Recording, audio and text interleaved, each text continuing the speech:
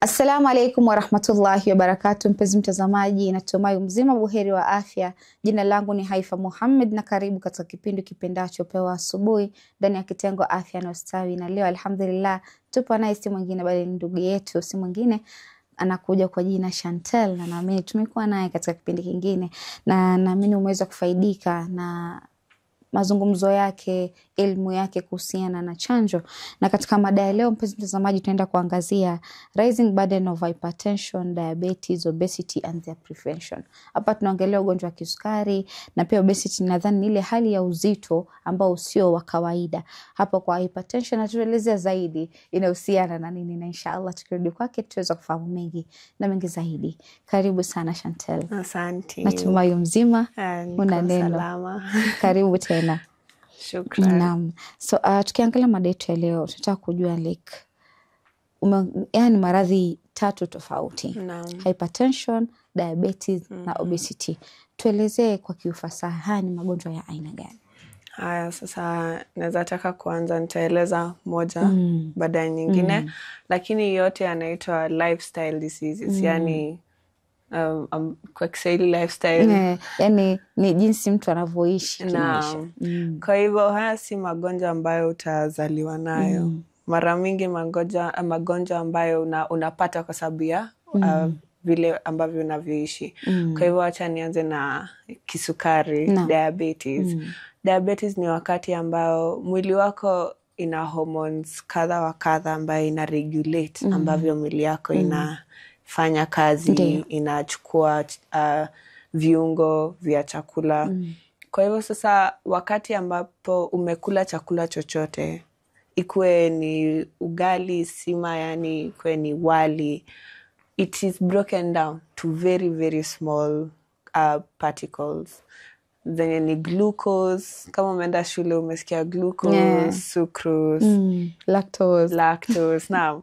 Kwa hivyo your body will digest and absorb your glucose. Afu glucose ikisha zunguka kwenye mwili, kwenye damu, inafaa itolewe kwa damu iwekwe kwa store. Yani ili wakati ambao unahitaji nguvu, mwili yako tena inatumia ile glucose ambayo ulikula. Ndio maana ukikula breakfast utapata utakuwa na nguvu hadi before lunch kama utakula lunch, sivyo? Kwa hivyo hiyo si ati yote inazunguka tu kwa mwili, inaenda inawekwa mahali kwa store. Alafu wakati ambapo utahitaji kazi ya labda nguvu nyingi, kukimbia, kuinua vitu, inatoa tu kwenye store, alafu inarudisha kwenye ni kama kuweka akiba mahali. So unajua kwamba tuko na store zetu nyumbani, kuna sukari, unajua tu kabisa hii sukari imeisha, so nikienda mahali nachukua sukari inanisaidia. Naam. Kwa hivyo mwili yako ina hormones ambayo sasa inaweza kusaidia mwili yako kuchukua na kutoa, kuchukua na kutoa. Alafu hiyo glucose inafaa istoriwe kwenye viungo vyako different. Tutaanza na liver, maini. Hiyo sukari itaekwa kwenye maini, lakini itakuwa converted ili iweze kuwekwa kwenye maini. Ama ingine itaekwa kwenye mafuta ya mwili, kwenye muscles, ndio utumie ile ambayo unahitaji kwa sahihi. Afu ukihitaji ingine ya ziada itaongeza. Sasa utapata ugonjwa wa kisukari ni wakati ambayo hiyo hormone inaitwa insulin ikijaribu kuambia mwili fungua gate ili tuweke glucose kwenye maini yako, kwenye liver, hiyo maini hazielewani, yani kuna resistance fulani. Kwa hivyo ni kama kuna watchman kwenye gate anakataa uingie. Kwa hivyo hiyo sukari inashinda tu kwenye mwili, inashinda ikizunguka kwa damu kwa sababu haina mahali pa kuenda. Kwa hivyo ndio maana inaitwa dawa ya kisukari. So when you go and get tested for your blood sugar, you'll have high blood sugar because it has not been stored in the liver where it is supposed to be stored. Ni wani ugonjwa wa kisukari. When you go to obesity ni wakati ambayo weight yako ni ya juu zaidi. Yani umenona zaidi. Kwa sababu kwa urefu wako kuna weight ambayo unafaa kuwa nayo. Kwa hivyo ukiwa mfupi kuna weight ambayo kwako ndio inafaa. Ukiongeza sana zaidi ya hiyo umekuwa obese. Inapimwa na kitu ambayo inaitwa BMI, Body Mass Index. Kwa hivyo watachukua urefu wako na weight yako. kisha watakalculate, watakupea BMI. Kwa hivyo BMI yako ikifika mahali fulani inaonyesha kwamba umekuwa obese, umekuwa overweight, yani umekuwa mkubwa. Kwa hivyo hiyo ndio obesity. Afu the reason why it is considered a lifestyle disease kwa sababu iko na complications nyingi. Utaona magonjwa haya ya kisukari, obesity na hypertension kuna vile ambavyo zinaoana. Naam, zinaingiana kwa njia moja au nyingine. Afu kisha tuende kwa hypertension. Hypertension ni wakati ambayo umesikia watu wakisema niko na pressure. Kwa hivyo mwili yako, blood vessels zako, mishipa inafaa iweze kupanuka na kukonda kama pipe yenye iko flexible. Yani pressure ikikuwa mingi inapanuka, pressure ikikuwa kidogo inarudi kidogo. Sasa kwa njia hivyo, sasa unapata ukiwa na hypertension mishipa yako imekuwa ngumu, imekazana. Kwa hivyo ukipata wakati ambayo damu inapita na pressure nyingi, haiwezi panuka ambavyo inafaa. Alafu haiwezi rudi tena ambavyo inafaa. Ndio maana inaitwa pressure hypertension. Kwa hivyo damu ikipita kwa mishipa inafaa iweze kupanuka na kurudi, kupanuka na kurudi. Kwa hivyo kama haiwezi, imeshika, yani nikaa imekuwa ngumu, ndio utapata hiyo hypertension. Na tukiangalia swali lingine ni kwamba is it necessary kwamba sukari tunayokula ndio inasababisha mtu anakuwa na diabetes? Because I don't know, it's a misconception or it's something that is there. So that is half truth. Haya. Kwa hivyo tumesema chakula yote ambayo unakula, yoyote, hata hiyo fruit ambayo nadhani ni fruit, ikikuwa broken down, ikikuwa digested, unapata the very small molecules ambayo tukasema kuna glucose. So hiyo glucose ndio ikipimwa ndio utapata iko juu ama iko chini. Kwa hivyo chakula yote ambayo unakula itakupea glucose, lakini siyo italeta shida. Kwa hivyo kuna risk factors kadha wa kadha ambayo itafanya ukuwe na diabetes. Kitu yote ambayo itafanya hiyo resistance, yani liver isiweze kuchukua ambavyo inafaa kuchukua hiyo sukari iende iweke, ndio itakupea ugonjwa wa kisukari. So tukianza na risk factor ya kwanza, kuna kitu inaitwa genetic genes.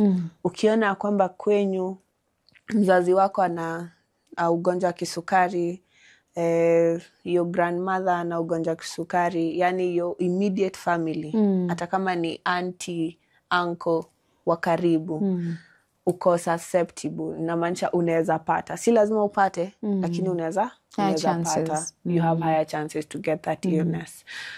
The second thing is hiyo obesity, na wamesema zinaingiana. Kama uko mkubwa, mwili wako imejaa mafuta, hiyo mafuta ita form resistance, inafunga gate. Kwa hivyo hiyo glucose haiwezi ingia kwenye maini iende ikaekwe. Ndio maana hiyo sukari itashinda ikizunguka kwenye mishipa yako, kwenye damu. Pia kutofanya exercise. Najua watu wengi hawapendi, lakini kwa maisha ambayo tunaishi saizi, unapata tunashinda tumekaa kwenye gari, tumeketi, kwenye ofisi, tumeketi. Ukifika nyumbani kazi tu ni kulala kwa sababu umechoka. Kwa hivyo haufanyi exercise, hutembei hata kidogo. Kwa hivyo mwili yako inaendelea tu kujaza mafuta. I think tukitaka kuidefine exercise, mostly wanadhani tu exercise ni gym peke yake. Si gym peke yake. Which is not gym peke yake. Yes. Exercise ni hadi kutembea. Unaweza amua kwa sababu leo nimeshinda wiki mzima, nimeshinda nikiketi, wacha Saturday niamke asubuhi ama Sunday nitembee. Or some usually say when you are in an office environment and unajua umekaa sana, just inuka tembea hapo. Kama kuna elevator, panda stairs. Because pia somehow wengi wanasema ina affect spinal cord yako, the way the sitting posture and so on, umekaa labda unaegemea, so ni kama inaibend, badala kuna ile unafaka ya relax. Ukweli. Kwa hivyo sasa kama uko kwa ofisi leo umeshinda umepanda elevator, kesho panda stairs. Hiyo itasaidia. Hiyo ni exercise. Si lazima kama hauna wakati wa labda kukimbia ama kufanya exercise tu kidogo kwa nyumba, panda stairs, tembea ukiweza. Hiyo itasaidia. Kwa hivyo ni lifestyle. Tumekaa. Kwa hivyo kutofanya exercise pia ni risk factor ingine. Alafu chakula ambayo tunakula. Unajua kama sahi tunashinda tumekula processed foods. Yani mboga za kienyeji watu hawapendi. Watu wanataka KFC, wanataka pizza. So unakula vitu hivyo na hata ufanyi exercise. Umeketi tu. Alafu kuna mtu like amekuwa used to eating such foods. Mpaka amesahau like there's something ambao anamiss kwa mwili. Sababu hiyo inakuja inalingana na nutrition. If kama utakuwa mtu mwenye kula mafuta every time, higher chances utakuwa unaweka mwili wako at risk. Ya kupata ima ni pressure, ima ni hiyo kuwa obese kwa sababu weight itaongezeka. Hauja balance ile nutrition vizuri. Ukweli. Kwa hivyo hizo ndio some of the risk factors. Kwa ndio maana imeongezeka. In this time imeongezeka. Unajua kitambo diabetes ilikuwa ya wazungu, ikatoka kwa ugonjwa wa wazungu, ikaenda kwa ugonjwa wa dosi, sasa ni ugonjwa wa kila mtu. Kwa sababu ya maisha ambayo tunaishi. So those are the risk factors. Sijui kwa nini I feel like wameona okay, vile tumesema like most of wale watu wako na pesa utakuta watu wanapata like na maradhi yando wanakuwa kwa sawa common. But now kwa watu ambao sisi tumesahau lifestyle yetu ya kitambo, it's like tunaacha culture yetu yenye tulikuwa nayo kwa sababu tulikuwa tukikula ima ni mboga za majani. Tunaenda kwa shamba unatafuta ile mboga ambayo unajua iko na nutrition, iko na nutrients ndani yake, unakula. So it's like inapotea, watu wanakuja like mimi nikifika kwa nyumba sijisikie kupika, acha tu niode chakula. Sasa kwa sababu ukiangalia wakati wa babu zetu, watu walikuwa wanamka asubuhi, wanatembea, ndio waende kwa mto, warudi. Mzazi kama asubuhi alikuwa anamkia ugali na mboga sawa. Ukweli. Na baada hata hiyo chakula amekula ataenda kuitumia wapi? Kwa shamba. Ama atatembea. Kwa hivyo unapata mwili yako inatumia ile glucose inavyofaa. Juu tumesema mwili yako ina store, inaweka tu hiyo sukari. Inaweka tu hiyo sukari. Usipoitoa itabaki tu ita-accumulate. So ndio ita-accumulate upate ukona so umeanza kupata mafuta kwenye tumbo, kitambi. Ni hivyo tu. If you don't use the energy you're receiving, itabaki, hakuna mali itaenda. Naam, so those are the risk factors. Alafu sasa diabetes, mara nyingi watu hata wajui wako nayo. True. Unaweza pata hata niko nayo sahihi na hata sijui. Kwa sababu si magonjwa yale ati utaamka leo upate una joto, unahisi baridi, hapana. Aina ile sijui signs and symptoms and so on. Signs and symptoms iko lakini watu wengi hawajui. Juu utapata mtu ambaye ana shida ya sukari atakuwa na kiu. Kiu ni kwa sababu mwili yako iko so concentrated. Tumesema sukari inashinda ikizunguka kwa damu. Kwa hivyo nika iko concentrated sana. Inanyonya maji kutoka kwa mwili. Sivyo? Kwa hivyo utahisi kiu. Symptom nyingine ni utaenda haja mara nyingi. Kwa sababu unashinda ukikunywa maji. Unashinda ukikunywa maji. Kwa hivyo uko na kiu na unaenda haja ndogo mara nyingi. Kwa sababu kazi tu ni kushinda ukikunywa maji. Afu pia kukula sana. Kwa sababu ukiangalia kwenye diet zetu, ule mtu ambaye diet yake unapata labda asubuhi ni mkate tu, labda mkate maziwa, mkate chai, kuja lunch anakula chips, kuja jioni amekula chips, ama amekula keki, utapata watu wanahisingi njaa haraka kwa sababu hizo ni chakula ambazo zinakupea sukari mara moja nyingi, afu zinaisha haraka. Kwa hivyo hizo ndio signs and symptoms. So unaona hizo si vitu mtu anaweza kaa tu ajue kweli mimi ni mgonjwa. Kwa hivyo most of the time watu wanakujanga kujua after wamepata complications. Kwa sababu ukikuwa na ugonjwa wa kisukari, usipokula, tuseme kama ukose kukula, mwili yako inapoteza hiyo sukari haraka kwa sababu imejaa tu kwa haina mwili. Haina pa kwenda. Kwa hivyo itapotea kwa mkojo wakati utaenda haja ndogo. Itapotea nayo kwa sababu unakunywa maji mingi. Nika una flash mwili. Sa utapata wakati huo ambao hujakula, mwili yako haina glucose, haina nguvu. Au utapata labda ataanguka, watu wadhani ako na kifafa na ni njaa tu. Kwa sababu akona mwili yake haijui kubalance hiyo sukari ambayo iko kwa mwili. Utapata by the time anakuja amepoteza kufeel hiyo, yani ambavyo ukidunga utahisi uchungu.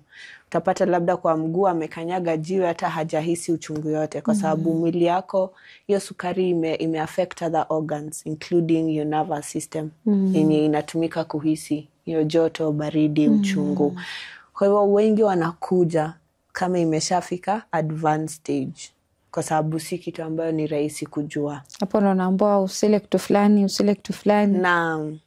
Kwa hivyo naweza sema kwa ugonjwa wa kisukari ni vizuri as a person enda regular check up. Hata kama wewe si mgonjwa, unaweza amka leo useme acha leo niende nipime sukari, acha niende nipime pressure. Kwa sababu utajua, utaweza kuelewa sukari yangu iko aje. Au ukiona imeanza kwenda juu, daktari atakwambia hasa itabidi tumechange diet, itabidi umeanza kufanya exercise. Kabla iende sasa advanced stage ambapo lazima utumie dawa, unapata iko na complications, kwa sababu complications za dawa kisukari utapata uko na kidney failure. Kidney yako imeacha kufanya kazi kwa sababu hiyo sukari ni nyingi sana. Iko concentrated. Unapata hauhisi uchungu. Kwa hivyo unapata ile wakati ulipata kidonda ni kitambo, lakini unaijua after imeshakuwa kidonda sugu. Unaona? Kwa hivyo regular checkups are important so that you can be able to know and monitor how is my sugar, how is my diet, how is my exercise. So if you cannot control, but there's nothing you can't control. Yeah. But if, let's say, you just seated a lot of the time, try find even 1 day, 2 days. That small change will help. Change your diet. Eat more healthy foods. Hata unaweza, if you can get a nutritionist. Ataweza kukuandikia diet plan mzuri sana. Sivyo? Haya. Thank you so much. Acha tuchukue pumziko, tukirudi tuendelea na awamu ya pili. Asante sana. Kurudi kwako mpenzi mtazamaji, natumai katika awamu ya kwanza tukiwa naye Chantel anazidi kuelezea ni msichana mmoja ambaye ana elimu na elimu yake nimeona iko na manufaa kwako, na ndio maana tumeweza kumleta ili aweze kuelimisha mengi kuhusiana na magonjwa ambayo sisi tunapitia katika maisha yetu tunavyoyaishi kila siku. Na inshallah mpenzi mtazamaji, acha tuchukue tama la maji, tutakaporudi tuendelea zaidi.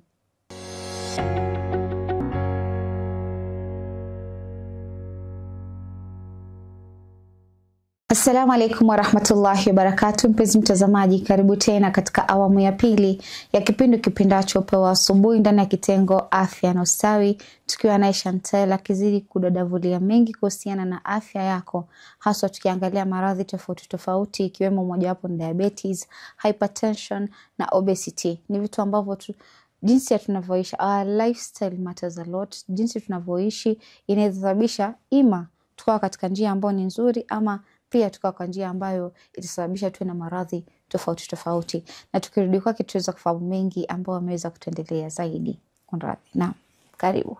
Asante. Naam, tukiendelea na mada yetu ni kwamba ulikuwa unaongelea kuhusiana na diabetes. Je, hebu tutajie aina za diabetes. Na je, hizi diabetes ama huu ugonjwa wa kisukari una affect depending na age ama tu mtu yoyote? Kwa hivyo tukianza na ugonjwa wa kisukari kuna aina mbili. Kuna type 1 na type 2. Kwa hivyo type 1 ni ambayo inaanza mtoto akiwa mchanga sana. Kwa sababu tumesema shida inakuja kwenye insulin. Insulin resistance. Lakini unapata huyo mtoto hakuzaliwa na kiungo ambacho kina produce hiyo insulin, inaitwa pancreas. Kwa hivyo sasa unapata juhana hiyo insulin, mwili yake haiwezi regulate hiyo sukari ambayo inazunguka kwa mwili. Sasa ndio maana wao watajulikana kwa wadogo, lakini si shida ambayo inaonekana sana.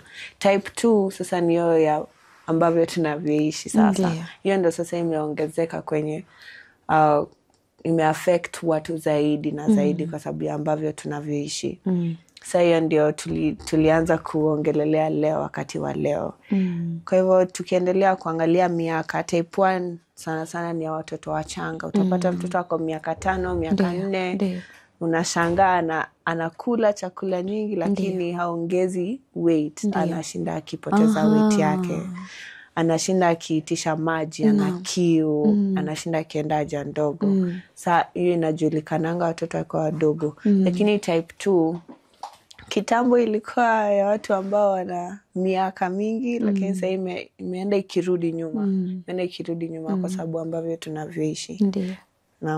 Naam, ni hakika ni kitu ambacho kina ile watu tusipoangalia afya yetu inakuwa iko na ugumu zaidi.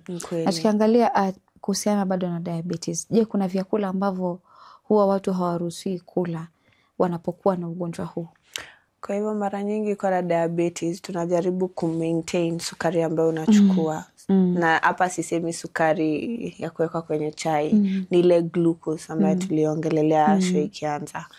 Kwa hivyo hiyo kuna vitu ambavyo vitafanywa ili kusaidia uwe na better life, improved life hata kama uko na diabetes. Ndiyo. Kwa hivyo tutaanza na nutrition yako itabadilika, kisha tutaenda kwa exercise na madawa ili tuweze kuregulate na kusaidia mwili yako ipeleke sukari ambapo inafaa kuenda. Kwa hivyo tukienda kwenye nutrition, tutaanza na kuona mara nyingi mtu ambaye ashapimwa na akapatikana na diabetes ataambiwa aache kula mkate ya white.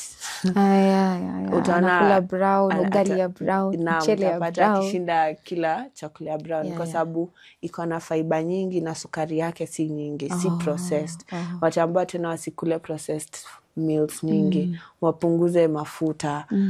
Yani ili ndio waweze kumaintain ile sukari ambayo wanakula. Pia kuna matunda ambayo wengine wanaambiwa specifically wasile. Like mimi babangu akona diabetes. Na sana sana utamkuta akikula ndizi. Kama sijakosea ni ndizi. Sana sana unakuta hakuli. Like daktari anamwambia asikule ndizi. Ni kwa sababu tunapunguza ile chakula ambayo inakupea glucose haraka.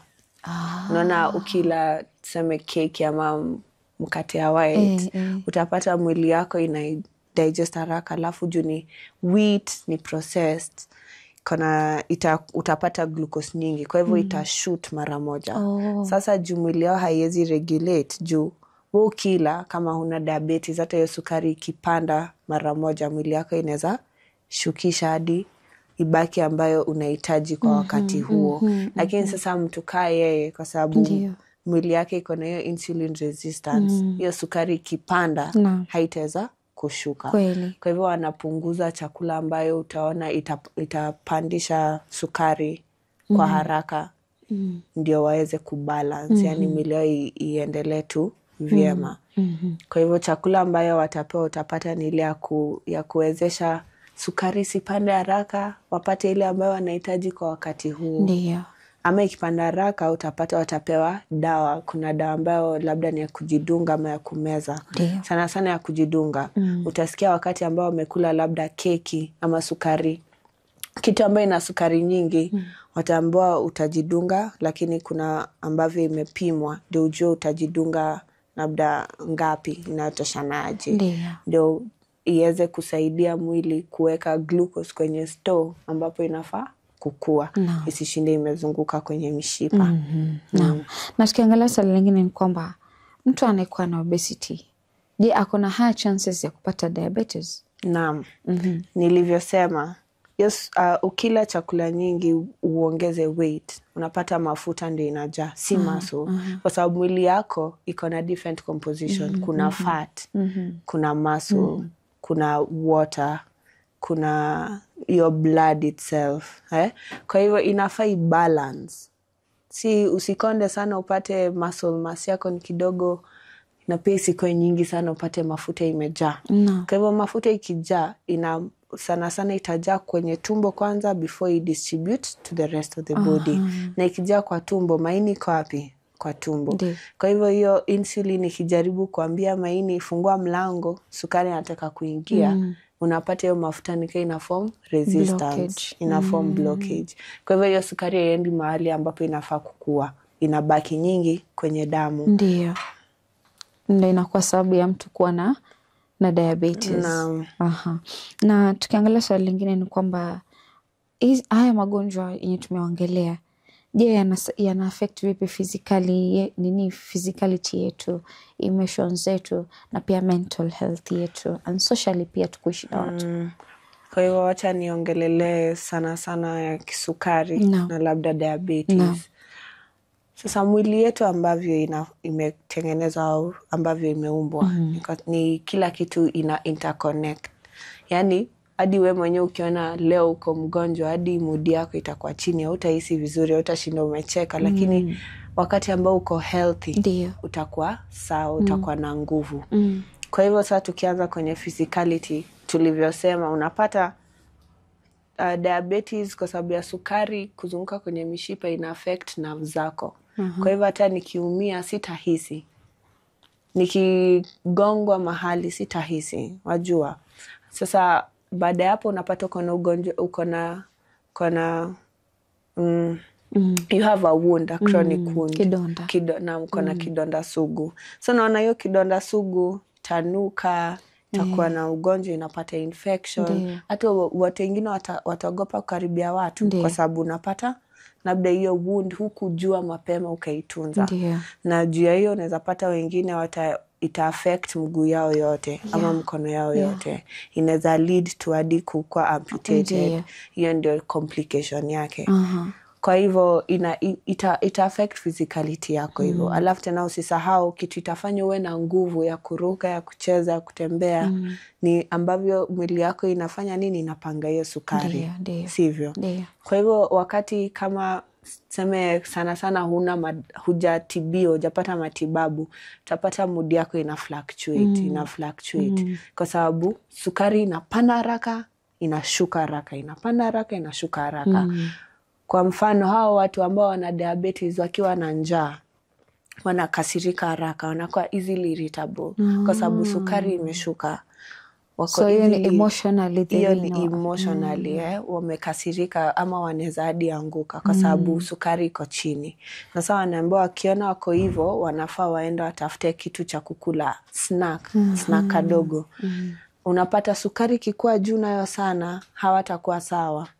Kwa sababu brain yako pia unajua iko na a minimum, iko na yenye inaweza chukua. Kwa hivyo kitu ikikuwa mingi sana ama iko kidogo sana, hiyo ni mbaya kwa afya yako. Kwa hivyo pia iko nyingi sana ita affect mood yako ambavyo utakuwa.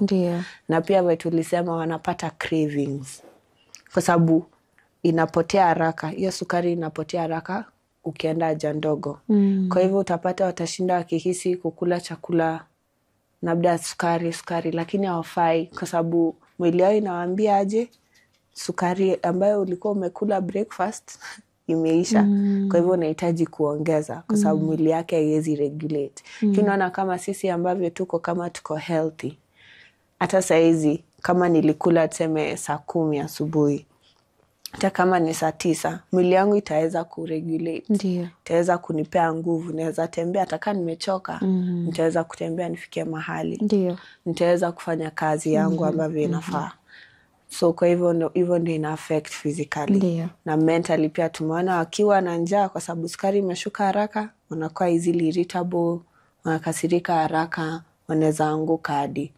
Kwa hivyo kuna ambavyo watu ambao wako na diabetes wanakuwa wameambiwa ukiona you're easily irritable, ukiona unakasirika haraka, unafaa ujue ni wakati wako wa kukula hata kama ni snack.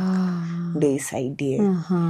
Hiyo swali lingine ni kuhusiana na obesity. Na sasa obesity tuanze discrimination.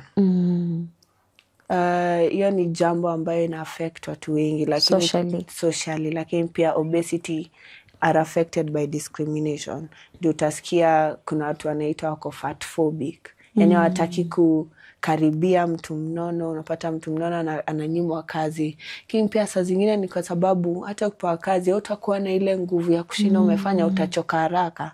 Ukienda kupanda stairs umechoka haraka. Ukienda kufanya nini umechoka haraka. Kwa hivyo watu wanaweza ona haya hawataki kuhusishwa na watu kama hao. Kwa sababu tukitaka kufanya jambo hili wewe unachoka haraka, huwezi fanya. Na juu ya hiyo unapata mtu anakuwa na low self esteem kwa sababu anahisi ya kwamba watu hawanipendi, watu hawanitaki karibu na wao. Sababu tunaona cases nyingi katika mitandao za watu ambao wako obese the way yule daktari anawaelezea. Kuna watu wamenenepa to the extent mtu haezi inuka kwa kitanda mpaka kwa wheelchair ndo mtu haezi tembea. So if kama hauwezi tembea, that's a question ambayo mtu unafaa kujiuliza, kwa sababu kule kutembea kunasaidia pia at some point, hata kama utaenda ni a short distance, but at least kuna kitu utakuwa umepunguza kwa mwili, kuna energy yenye umetumia. So ilikuwa inafikia mahali like wanaambia daktari make sure anafanya exercise fulani wa achieve kufika weight fulani, ndo kama ni waanze ile process ya kufanyiwa surgery ya kuhakikisha kwamba kuna nini inapunguzwa ile wasiwe na ulaji mwingi, kwa sababu wengi ambao wako obese wanakula ile sana. Naam, sasa ndio tumeona kwa sababu ya hiyo unapata mtu anahisi ni kama hayuko enough. Hayuko enough. Lakini tunafuatilia kwamba nisipojichunga mimi kama binadamu, mtu ambaye ako kando yangu haezi nichunga. Nisipojidhamini, mtu ambaye ako kando yangu haezi nidhamini. Kwa hivyo ukiona uko obese sana, as much as people might treat you in a certain way, you have to go back to the drawing board na ufikirie, what can I do? Am I comfortable? If I'm not comfortable, wacha kwanza I work on myself. The others can wait. But I need to maintain my weight because weight will predispose you to a lot of things. Tumeanza diabetes, and most of the time utapata diabetes ina coexist na hypertension. Utapata iko peke yake, ama hypertension ina coexist na diabetes.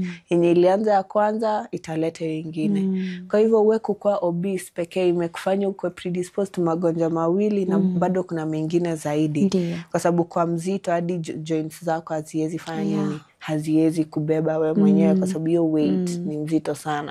Kama kuna wengine watakuwa bedridden, wengine watatumia wheelchair, na si ati miguu haifanyi, kwa sababu wewe ni mzito, wewe ni mkubwa. And kuongezea hapo, it's like kuhusiana na diabetes na obesity, can it lead someone akuwe na heart attack ama akuwe na ugonjwa wa moyo? Naam, tulianza nilisemaje, magonjwa haya yamefanya nini? Ni kama yameoana. Ukipata moja kwa risk ya kupata nyingine na nyingine, ama zote zinaweza fanyika mara moja. Kwa hivyo shida ni tukianza na diabetes, utapata sukari inajaa kwa mwili. Hiyo sukari ikijaa kwa mwili, hiyo glucose ikijaa kwa mwili inaenda wapi? Hakuna. Either itoke yote ama itabadilishwa ikuwe mafuta. Kwa hivyo already uta add weight kwa na diabetes. Hiyo mafuta ikienda ikuwe mingi, itaenda wapi? Kwenye mishipa, kwa sababu lazima find a way of where it can go. Siwezi kama imejaa hapa, siwezi ongeza hapa, lazima find a way of where it can go. And so juu ya hiyo unapata inaingia kwenye mishipa na mishipa ya roho. Kwa hivyo mshipa ya roho inaitwa coronary artery. Kiwa ndogo kwa sababu mafuta imeziba, roho haipati damu. Na kila mwili, every organ in your body needs blood, because blood will transport oxygen. Inahitaji hiyo oxygen, inahitaji the nutrients. Isipopata inafanya nini? Inachoka. Na hivyo ndo heart attack inafanyika. Heart attack si process, ni kitu ambayo inafanyika mara moja, kwa sababu mwili, roho haipati damu ambayo inafaa kupata, kwa sababu hiyo artery, hiyo vessel imezibwa na mafuta. The same way with obesity. I am big, my weight is a lot, I have a lot of fat in my body. Where will it go to? Itakuwa deposited kwenye mishipa. Kwa deposited kwenye mishipa inazibwa, inakuwa ndogo. Kwa hivyo damu yenye inafaa kwenda kwenye heart yako haifiki. Alafu sasa nini itafanyika? Heart yako haiwezi fanya kazi bila damu, haiwezi fanya kazi bila oxygen, inaacha kufanya kazi. Ndio unapata heart attack. Pia inaenda na hypertension, the same thing. Ukikula, if your diet is not healthy, if you're not exercising, fats are being deposited where? In the blood vessels, kwenye mishipa. What happens? It becomes hard. It's not expanding when it's supposed to. It is not contracting when it's supposed to. Unapata hiyo mishipa inakuwa ndogo. Kwa hivyo damu haiwezi tosha kupita hapo. Ifike penye inafaa kufika. Unapata heart attack. Kwa hivyo hizi vitu zote ziko interconnected. Utapata ukipata moja, utapata nyingine na nyingine. Hakuna ati juu nimepata hii sina risk. Hapana, uko na risk. Kwa hivyo unafaa uanze sahihi, ujua kwamba saizi maisha yangu iko aje, naweza iendeleza aje, naweza weka hata kama dakika 5, dakika 10 nitembee. Naweza weka hata kama ni leo niamue leo, hata kama nilikula chips lunch, hiyo chips lazima tuitumie, sivyo? Nijue leo ninaamua kuchange diet yangu. Kuchange diet haimaanishi ati sasa uanze kula mchele ya brown ama mkate ya brown. Inamaanisha unakula health, unakula mboga nyingi, unakula fruits nyingi, na ukikula carbohydrates, hiyo mchele, mkate, haukai tu, unaitumia. No. Thank you so much. Asante sana Chantel kwa kuweza kutuelezea maelezo mazuri, na naamini mpenzi mtazamaji atakuwa ameweza kuelewa na amefaidika na jambo hili kwa leo. Naomba tuishie hapo kulingana na muda. Asante sana. Asante. Kurudi kwako mpenzi mtazamaji, natumai katika awamu ya pili tukiwa naye Chantel ndani ya studio zetu za Mahdi TV, naamini umefaidika naye. Hakika ameweza kuelezea mambo mazuri, na anasema ya kwamba kuishi healthy ndo kila kitu. Kula vitu ambavyo vina manufaa ndani ya mwili wako. Usiwe kila siku unakula processed food. Ni kama vile wanavyokuambia ya kwamba sisi tumezoea kula pizza and so on, tumezoea kula vitu vitamu, lakini kula wakati unasikia yani uko na ile craving, usile usimake like uko a daily need. Kuna wengine anakuambia mimi ikifika ni mwisho wa mwezi nikipata pesa vizuri, at least I treat myself. Sasa hapo unaweza pata ni siku moja umekula, haujakula siku zote, lakini maintain a healthy habit ama maintain a healthy eating habit, na mimi utakuwa vyema na afya yako. Mpenzi mtazamaji, kufikia hapo sina mengi ya kusema isipokuwa nikwambia maasalam.